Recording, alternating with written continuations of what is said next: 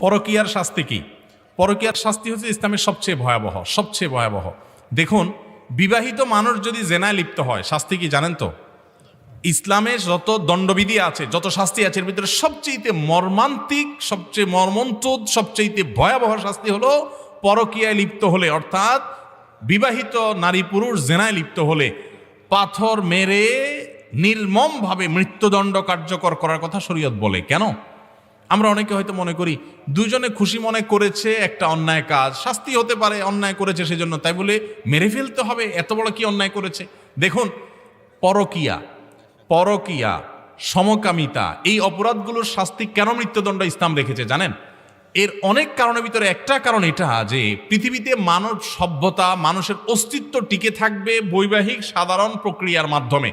এই প্রক্রিয়া থেকে মানুষ যদি সরে যায়, অন্য প্রক্রিয়া যদি সমাজে আপনার বিস্তার লাভ করে, তখন মানব সভ্যতা হুমকির মধ্যে পড়বে। আমি একটা কথা বিভিন্ন জায়গায় ইদানিং বলছি, পৃথিবীর যে সমস্ত দেশগুলোতে পরকীয়াকে অ্যালাউ করে মানুষ, অর্থাৎ পরকীয়াকে কোনো দোষী কিছু মনে করে না, অথবা পরকীয়া সেখানে র্যান্ডমলি মানুষ করতে থাকে, সেরকম পশ্চিমা দেশগুলো, ইউরোপিয়ান দেশগুলো, উন্নত দেশগুলো, সে সমস্ত দেশগুলোতে মানুষের জন্মের হার কমতে কমতে এমন একটা ভয়ঙ্কর পর্যায়ে পৌঁছাইছে, এমন একটা পর্যায়ে চলে গেছে যে সেখানে এখন মানুষের শিশুর জন্মের হার আগের মতো নয়, শিশুর জন্মের হার ভয়াবহ কমে গেছে। কারণ ওই যে মানুষ বিবাহ করার প্রয়োজন মনে করে না, বিবাহ করলে বাচ্চা নিতে চায় না, আমার দেশও আস্তে আস্তে সেদিক চলে যাচ্ছে।